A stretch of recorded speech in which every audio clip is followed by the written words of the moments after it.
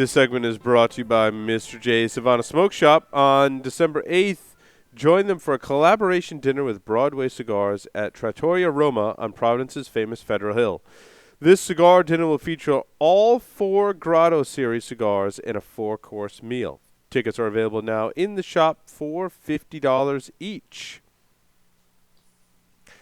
Welcome back, everyone, to the Stogie Geek Show.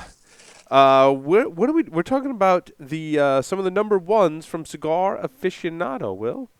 Yeah, you know, being the cigar nerd I am, right? I actually always try to guess what Cigar Aficionado's number one's gonna be. Have you ever been So I've right? been no, I've been close. I've been very close. I have been amazingly close on a few of So you them. got like the But I've never gotten the manufacturer, but number one not right. the, Yeah. Oh, I see. You've got number 2 maybe right, but not number 1. Yeah, I've gotten usually I can get one of the 3 right every year. I will tell you, last year I did have Davidoff Nicaragua, which was their number 3. I thought it was gonna be their number 1 last year. Not But bad. Not they bad. throw a That's curve. good. They throw a curve. Yeah. But so as I was doing, I went through some historical data on it, and there was another reason I went through the historical data, which I'll talk about at the very end. Um, and they've been doing this since 2004, and every year they select a number 1 cigar. So I thought I'd just read down some of these number ones, and we could just get some quick thoughts. Do you think it was a good pick? Do you think it was out of left field? And then I can mention some of the 2s and 3s that were there. So the first year they did this was 2004, and they selected the Padron Series 1926 40th anniversary, which beat out the La Aurora Cien Años Bellicoso and the Cohibo Siglo 6. I Now, think that was a great pick. Was that in? Did that come in both one wrapper, or did it come in a natural and a Maduro? I think that came in both. I think it does come in both. I think it came in both. I want to say I've smoked it in the Maduro. It's a fantastic cigar. I can't really It's a disagree with you. torpedo. Is it a torpedo? Yep. Yeah, and it was out in 2004 because that was the 40th anniversary of the company, which Yep. so it's 10 years ago. So I think they got that in terms of that one versus the other. I think they got that one right. I think it's a legendary cigar. I haven't smoked one in a long time. Yeah, it's been a couple of years since I've smoked one. It's one Yeah, of Stogie they Santa's actually. favorites. It's kind of one of those hidden gems in the 26 line. I agree. I really agree. I know a lot of people go to the 80th, Mm. the Perfecto, which is the. But I tell you, I think that's 26 40th is a great. It comes in that wonderful. If you're able to get some of those humidors, those wood humidors they did were beautiful. All right, take us to 2005. 2005 was a Fuente Opus X Corona, beating out the Monte Cristo Edmundo and the Padron 1964. Yeah, I mean that one's kind of a toss-up for me. I mean, I like there's such different cigars, the Opus X Corona and a Monte Cristo Edmundo. I don't know if I had to pick.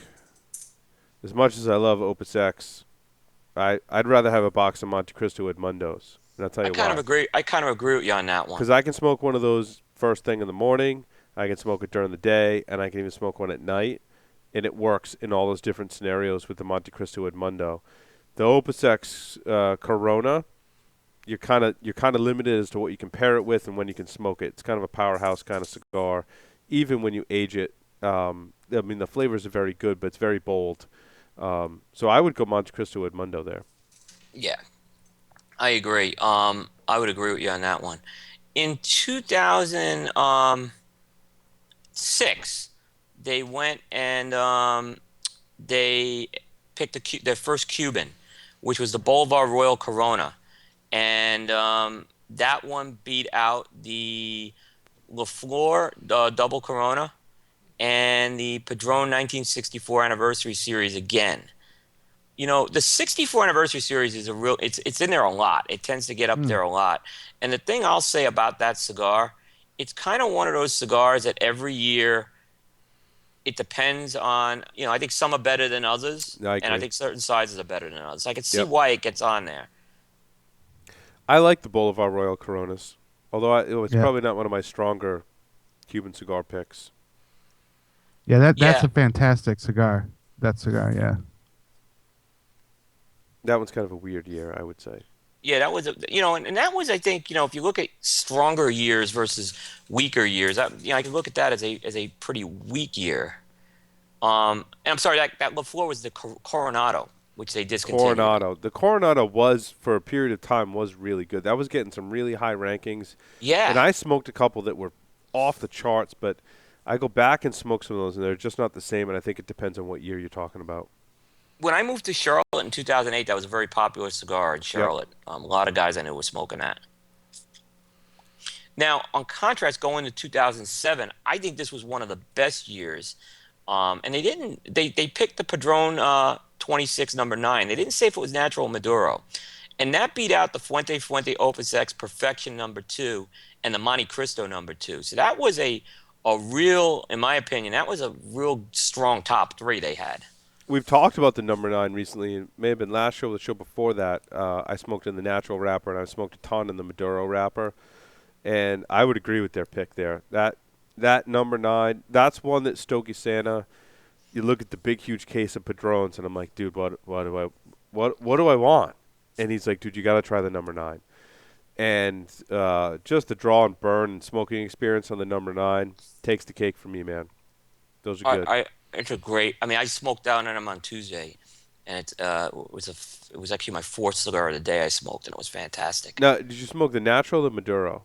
Maduro. Yeah, I think they picked the natural. I'm looking at the picture they had here. love the They didn't. natural. Yeah, I I hadn't think smoked. I think I might have smoked my first one when I talked about it on the show. Love the natural. Hmm. it really is in my opinion, a great cigar. 2008 was a real strange year. Um, that was the year Casa Magna Colorado Robusto won. But and I don't want to knock the cigar, but it beat out the Padron 1926 80-year Maduro and the Lito Gomez Chizo Puro, which, again, those are two really good cigars. They are. I'd go Um, with Padron out of that list. I wasn't a huge fan of the Casa Magna Colorado Robusto. It was good. It was a good cigar. Hmm. Um, Hmm. would it be my number one pick of the year, especially against that Padron or even that Lito Gomez? Definitely not.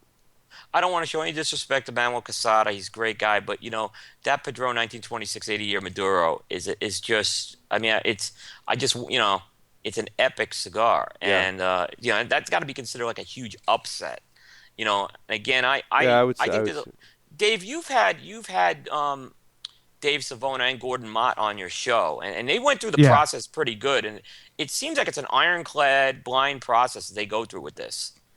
Yeah, from what David has said, it's sort of they go blind and then they sort of pare it down and then they go blind like multiple times Yeah.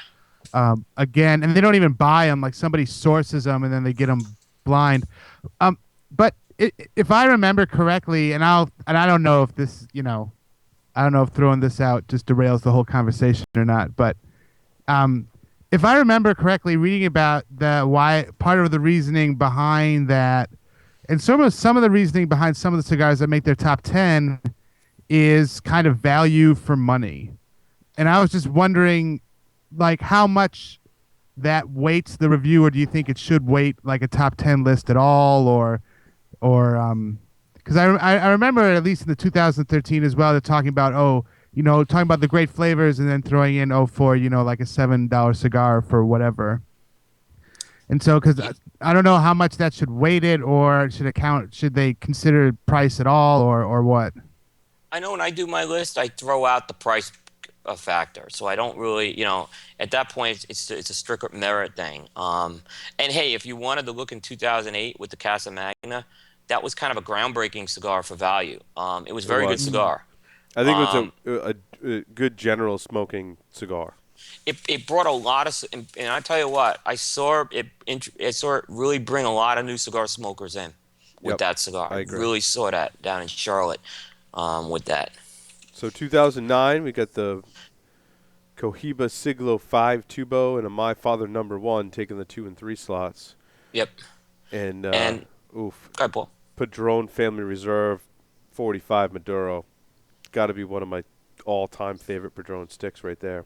Yeah, it gave Padron an unprecedented third win.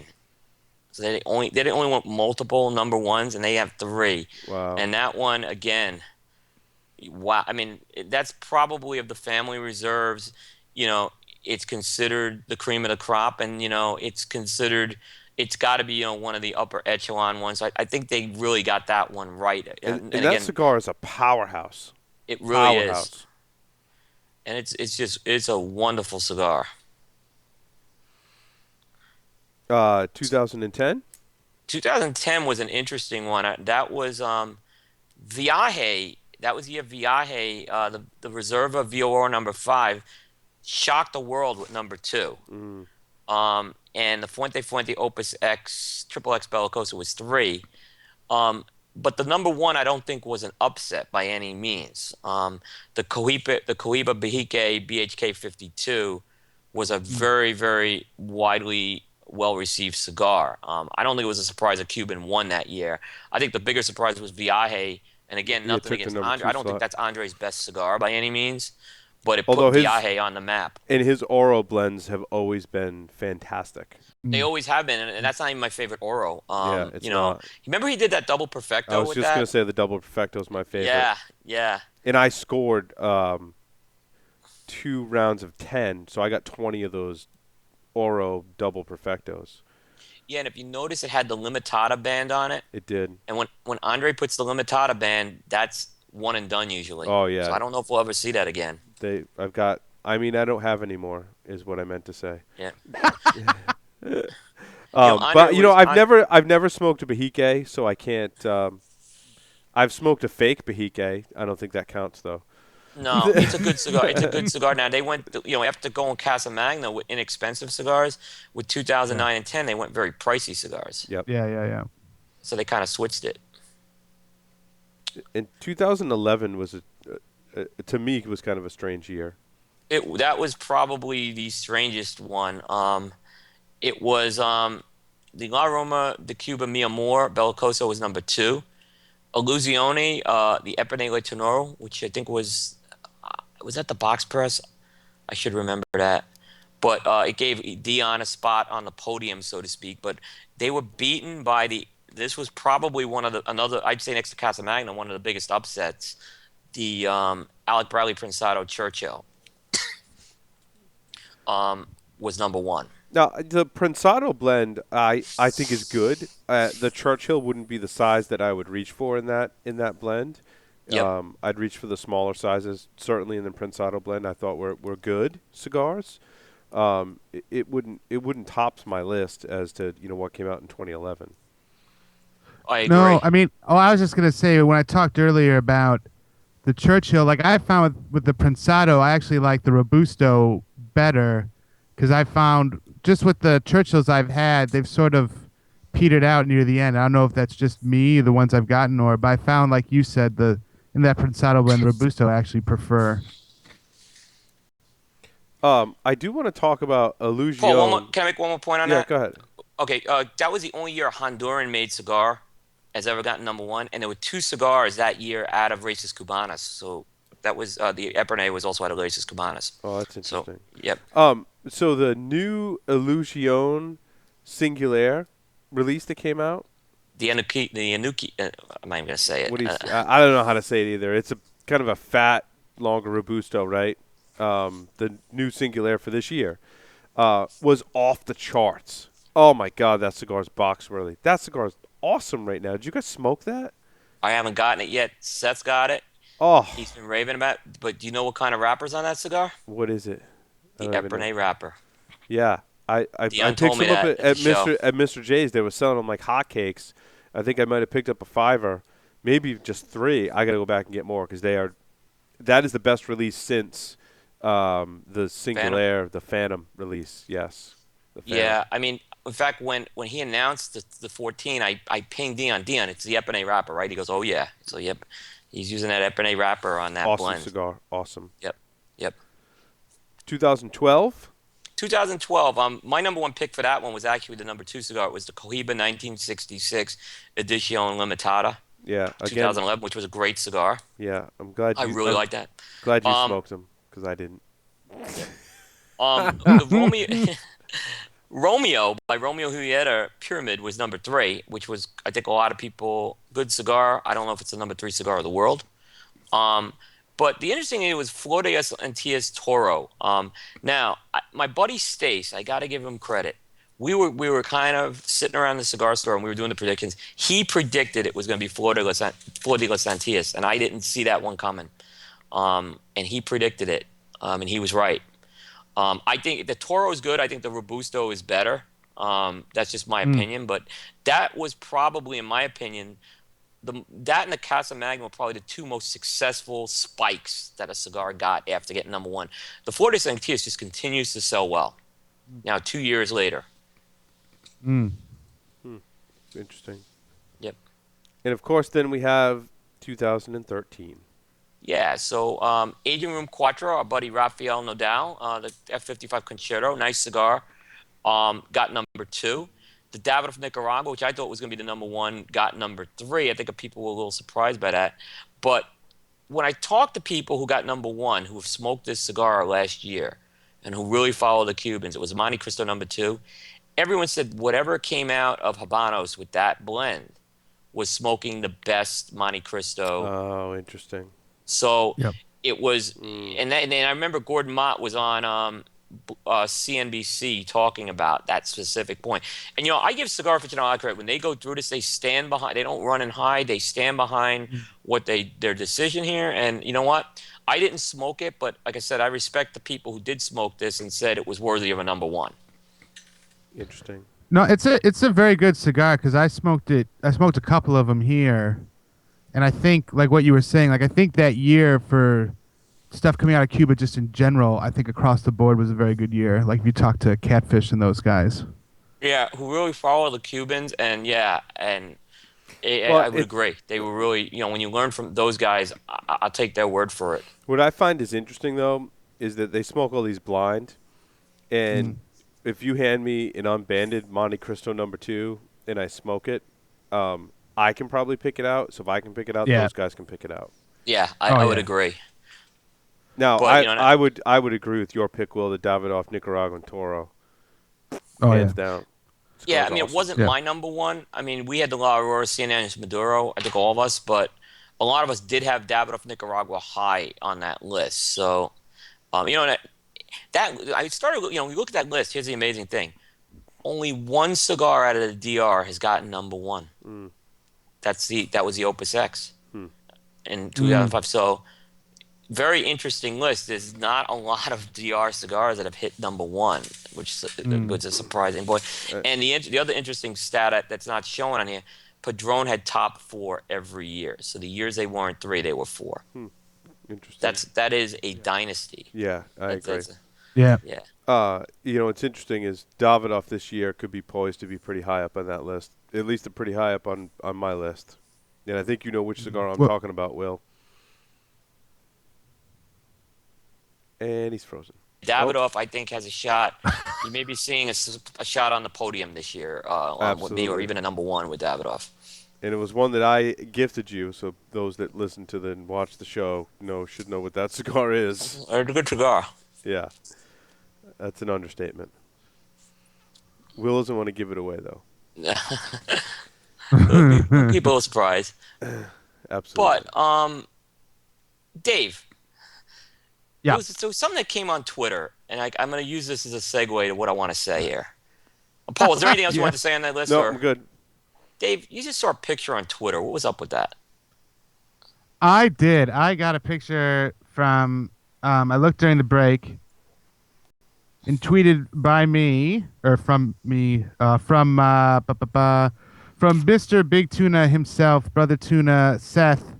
Tweeted me a picture of you and Seth going out and looking rather jovial in the evening. I think we're leaning into each other. Like yeah, you love. are. I mean, I can hold it up for the folks to see. There it is. Look at that. Very jovial. So very special. lots of brotherly love there. I'm so And jealous. all he said in the tweet was, "Bring this up tonight." So there you go. Okay. Well, okay. So I'll bring it up. Seth made a trip down to Charlotte on Tuesday. And I'm going to kind of make a big announcement here, and we'll have this next week. Seth and I had a very, very good opportunity. We went to a cigar event, and we were given an opportunity to actually have an interview with someone in the cigar industry who is, I'd say, very special. Doesn't do a lot of interviews with online media. The event was sponsored by Tinderbox of Charlotte and Craig Cass's store at the Palm Steakhouse, and it was a Padron dinner, which is where that picture was taken. Seth and I, with a lot of help from Paul, Chris, and the team, Paul getting the equipment we needed, helping us configure that equipment, making this happen so we can really do a first-rate job. We had a interview with George Padron that will be played. We believe it's going to be played on the show next week if all goes well. We're editing. We're going to have it edited. And we didn't just get a 5-minute interview with George. We got 25 minutes of his time. Now, are we leaving in the part where you drop your Padron cigar on the floor in the middle of the interview? Yes, we're going to talk about that. Okay. And Checking. so I was I actually didn't light up my cigar. I was pretty wired for this interview, as I'll talk about next week. But but in the interview, my cigar, a box press, rolls on the floor. A box press, a Padron box press, and you can imagine I'm standing right next to George Padron here, okay, and it's funny. It's a funny moment. But George couldn't have been more gracious with his time. It was a absolutely great conversation. And we got into, like I said, 25 minutes. He wasn't looking to rush off or anything. We kept it to under a half hour deliberately because we didn't, they had an event. And I can't thank enough Craig Cass from the Tinderbox to make this happen. He believed in the work Stogie Geeks is doing, the work Seth's Humidor is doing. He wanted nothing from us more than to have this opportunity. He wasn't looking for us to promote him or anything. I'm going to promote him tonight. And he has a long-time relationship with George Padron. He put on an unbelievable event, steak dinner. They rented out the Palm Steakhouse in Charlotte. We all had 200 people had filet mignons that were cooked perfect. We had 3 cigars. It was the Padron TAA Maduro from this year, the Bellicoso, the 26 number 9 Maduro, and the 85th Maduro. So, I mean, it was fantastic. So that picture was taken while Seth and I were eating, and he just decided to make it go viral for some stupid reason. But, nice. But we will have that interview next week as our segment. Seth will come on. We'll talk about the interview a little bit because there's a lot we picked up from it. So you need to tune in. We have them, and we also have Ezra Zion as our guest, too. So it's a big show next week. Awesome. Yeah. Great get, guys. Way to go, Stogie Geeks. No, appreciate it. Like I said, we had a little help with that, but George couldn't have been nicer. Class act. Well, Will, as always, thank you for Thank you. participating in the show. Can't wait to see the Padron interview. Dave from Cigar Jukebox, thanks for Thank you, Dave. hanging with us tonight. It was awesome. Love having you on the show. Yeah, thanks for having me on. It was great. Yep, Very cool. cigarjukebox.com. And Dave, what's your next show? What do you have on next? I'm gonna put a show with you on tonight. You don't want to sit. You guys don't and want to then and then I'm gonna be interviewing Enrique Sanchez tomorrow morning for next week, 15:02. Oh, you don't want to miss that one. Thanks, guys. Thanks, everyone. Thank you. We'll see you next week. Thank you. Bye-bye.